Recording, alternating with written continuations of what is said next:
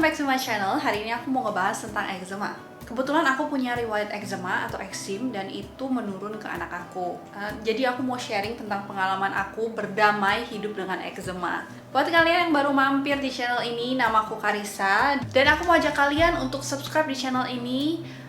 Dukung channel ini untuk berkembang dan memberikan konten-konten yang bermanfaat buat banyak orang. Jangan lupa juga untuk nyalain loncengnya supaya kalau misalnya aku upload video baru, kalian nanti dapat notification-nya. Buat kalian yang udah subscribe, thank you buat dukungan kalian. Dukungan kalian tuh sangat berarti buat aku.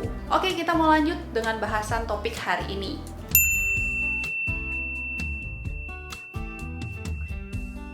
Eczema atau eksim itu suatu kondisi kulit atau alergi yang menyebabkan ruam kemerahan dan gatal. Eczema itu juga biasa sering disebut dengan dermatitis. Ini tuh biasanya tuh terjadi di kulit kepala, di tangan, kaki, dan gak jarang juga eczema ini muncul di wajah. Biasanya bayi atau anak-anak itu lebih rentan untuk terkena eczema karena kondisi imun dan kulit mereka yang masih rapuh. Dengan berjalannya waktu, ini tuh biasanya akan hilang dengan sendirinya, tapi nggak jarang juga ini tuh menjadi alergi tetap sampai dewasa.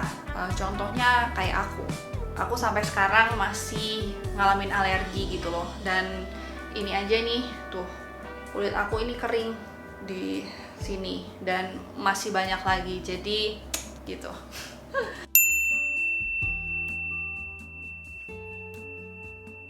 Pastinya kondisi ini biasanya diturunkan, jadi kayak dari orang tua ke anak kayak gitu. Jadi sama seperti asma, ini alergi yang diturunkan. Ada beberapa hal yang dapat memicu alergi ini tuh kambuh, termasuk kulit kering, stres, alergi sabun, alergi debu, atau produk perawatan. Dan kadang bisa terjadi juga kalau misalnya kita itu berjemur di bawah sinar matahari terlalu lama. Jadi bisa bikin kulit kita tuh merah-merah, kering, dan gatal.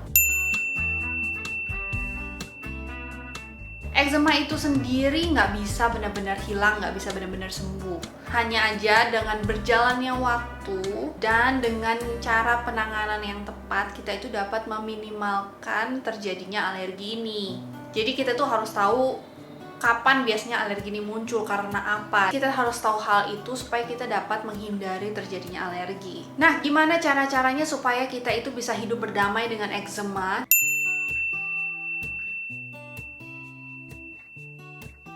Nah, kalau misalnya alergi kalian itu lagi kambuh, aku ngerti banget kalian tuh pengen ngegaruk karena itu gatal banget dan kalian itu bener-bener gak tahan dengan gatalnya, pengen digaruk. Tapi no, jangan digaruk. Kalau kita itu ngegaruk, itu akan mengeluarkan zat ke kulit kalian yang membuat gatalnya itu bertambah.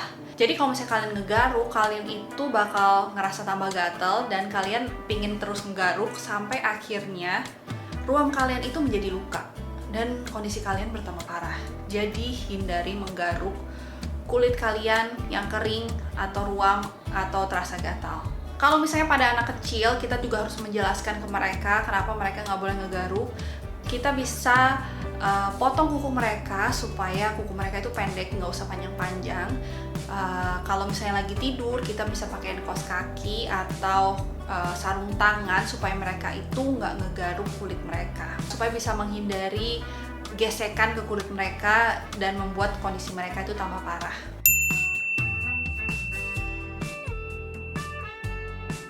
Bagi sebagian orang, eczema itu muncul karena mereka alergi dengan makanan tertentu.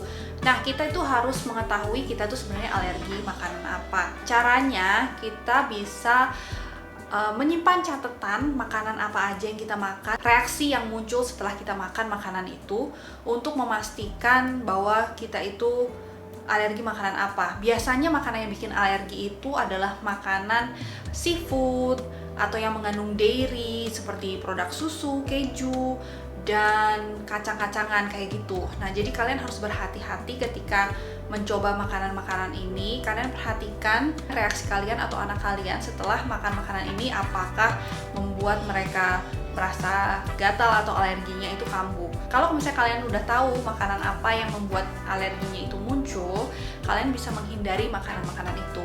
Oh ya, telur juga bisa membuat alergi. Jadi kalian juga harus berhati-hati waktu memberikan anak kalian itu telur. Dan catat reaksi mereka waktu kalian kasih makanan tersebut.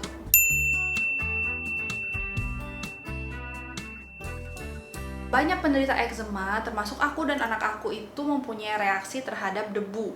Jadi kita harus pastikan rumah kita itu selalu bersih dari debu dan tungau. Zaman sekarang kan udah banyak banget tuh vakum yang anti tungau juga. Jadi untuk kasur, karpet, boneka, atau tempat-tempat main anak itu kita pastikan semuanya itu terbebas dari debu dan tungau. Jadi untuk kasur kita biasanya tuh sedot setiap hari sebelum tidur, dan aku kerasa banget saat aku mulai ngelakuin ini, alergi anak aku dan aku itu mulai berkurang. Jadi pastikan rumah kalian bersih dari debu dan tungau.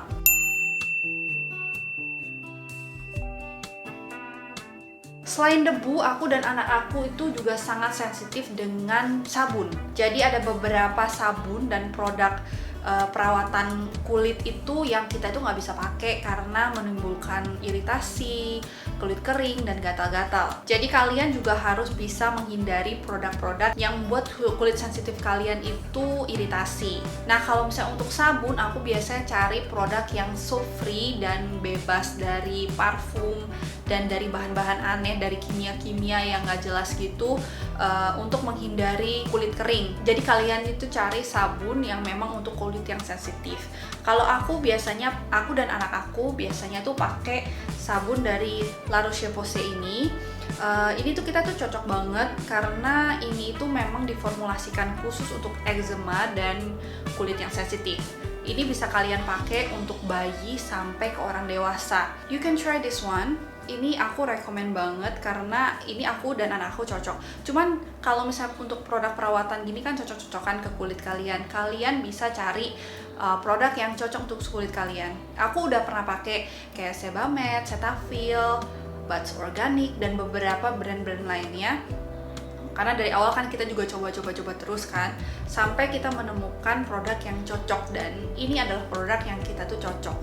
Jadi kalian juga bisa cari terus produk apa, pastikan produk itu tuh natural, soap free, dan diformulasikan untuk kulit yang sensitif. Untuk sabun deterjen dan sabun cuci piring kayak gitu, kadang-kadang kan kita tuh tidak bisa menghindari untuk nyuci ya. Kalau misalnya kalian memang harus nyuci, kalian pastikan kalian tuh memakai sarung tangan karet supaya deterjen atau sabun cuci piring kalian itu nggak nyentuh ke kulit kalian dan nggak membuat iritasi.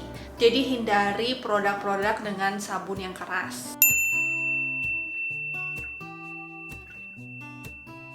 Kalau misalnya alergi kalian itu lagi kambuh, kalian bisa menggunakan soothing cream untuk membantu moisturize kulit kalian. Jadi membuat kulit kalian itu lebih lembab. Nah, untuk produk yang aku pakai, kalau misalnya aku emang lagi biasa-biasa aja gitu, nggak ada alergi yang kambuh, aku tetap pakai lotion dari La Roche-Posay ini Lipikar Balm. Ini moisturizing cream. Dan ini itu bagus banget, jadi bener-bener moisturize kulit kalian, bener-bener hydrating banget. Ini tulisannya National Eczema Association, jadi memang khusus banget untuk eczema. Ini tuh bagus banget, dan ini tuh bisa dipakai dari bayi. Jadi kalau misalnya kalian punya bayi, punya anak, kalian juga bisa pakai ini. Aku sama anakku pakai ini untuk melembabkan kulit kita supaya nggak kering. Tapi kalau misalnya eczema kita tuh lagi kambuh, kayak ini sekarang nih, aku nih di sini tuh kayak kering-kering luka gitu kan. Nah, ini tuh eczemanya tuh lagi kambuh, dan ini karena aku nyuci piring dari kemarin, kulit aku tuh mulai pecah-pecah kayak gini. Aku biasanya pakai soothing cream yang ini. Ini dari Eucerin. Ini juga khusus untuk eczema, jadi eczema relief cream. Kalau misalnya aku lagi kambuh, aku pakai ini di yang tempat yang kering kayak gini. Ini aku pakai, ini bagus banget, steroid free, jadi aman. Kalian bisa pakai ke anak kalian, tapi nggak boleh di bawah 3 bulan ya. Jadi 3 bulan ke atas kalian boleh pakai ini. Kalau misalnya masih bayi, kalian pakai ini yang La Roche-Posay tadi. Ini kalian bisa cari di Tokopedia. Aku beli ini di Tokopedia. Nanti aku cari linknya, aku bakal tulis link di bawah kalau misalnya kalian mau cari produk-produk yang aku pakai ini. Jadi lotion dan soothing cream itu tadi dapat meringankan gatal dan kulit kering yang sensitif. Kalian harus banget untuk memakai hand cream atau lotion, dan kalau misalnya lagi kambuh kalian pakai soothing cream itu. Dan kalian harus ingat, kalian jangan pakai krim yang ada steroidnya tanpa konsultasi ke dokter, karena krim dengan steroid itu kan biasanya itu obat keras, jadi itu harus sesuai dengan dosis anjuran dokter.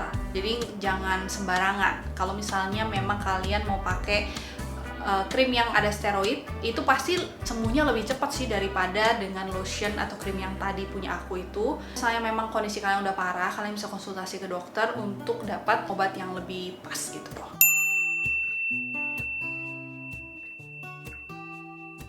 Stres itu juga merupakan salah satu penyebab eczema. Jadi kita harus menghindari stres yang berlebihan.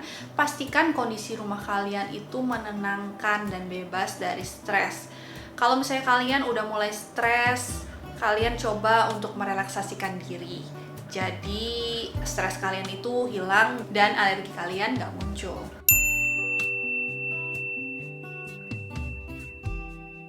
Untuk kalian yang mempunyai kulit sensitif, penting banget kita untuk memilih bahan pakaian atau spray dengan kain yang bebas iritasi. Jadi hindari pemakaian bahan yang berbahan wool atau bahan kain sintetis yang menyentuh ke kulit, karena itu akan menyebabkan gatal dan iritasi ke kulit sensitif kalian. Pilih bahan-bahan seperti katun atau yang adem-adem gitu supaya nyaman gitu ke kulit kalian.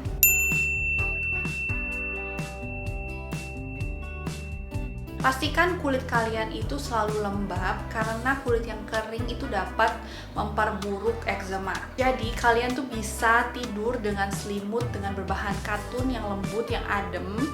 Hindari pemakaian selimut yang terlalu tebal yang membuat kulit kalian itu gerah. Kalian juga bisa menambahkan oil atau oatmeal ke air mandi kalian untuk menenangkan kulit kalian yang lagi iritasi. Jadi itu tadi cara-cara gimana cara kalian bisa menangani, menghindari, dan hidup dengan eczema. Jadi memang eczema ini nggak bisa benar-benar sembuh, nggak bisa benar-benar hilang gitu aja. Jadi kadang-kadang pasti bakal muncul lagi atau kambuh lagi. Yang kita bisa lakukan ya, kita bisa menghindari hal-hal yang membuat alergi kita itu kambuh, dan kita bisa menjaga kulit kita supaya tetap lembab dengan cara memilih sabun dan perawatan yang cocok dengan kulit sensitif kita, dan supaya kulit kita juga terjaga dan nggak kering. Dan jangan lupa juga kita juga bisa makan makanan, sayur-sayuran dan buah-buahan yang bisa menghidrasi kulit kita. Tapi kalau misalnya kondisi kalian itu bertambah parah atau gatalnya itu bikin aktivitas kalian terganggu dan kulit kalian tuh menjadi luka yang parah banget, kalian harus mengunjungi dokter dan konsultasi ke dokter kalian supaya mendapatkan penanganan yang tepat. Oke, itu aja. Semoga video ini bisa bermanfaat buat kalian ya. Kalau misalnya kalian merasa terbantu dengan adanya video ini, jangan lupa untuk like dan share video ini ke teman-teman kalian. Ajak mereka juga untuk subscribe di channel ini supaya channel ini bisa lebih berkembang lagi dan memberikan konten-konten yang bermanfaat untuk banyak orang. Kalian bisa juga follow aku di Instagram. Kalau misalnya kalian mau aku ngebahas topik tertentu atau bahasan tertentu, kalian bisa tulis komen di bawah topik apa yang kalian ingin aku bahas di video aku selanjutnya. Nanti aku bakal mencoba untuk membuat video-video bahasan yang kalian mau. Oke, itu aja. Thank you so much for watching. I'll see you next time. Bye-bye.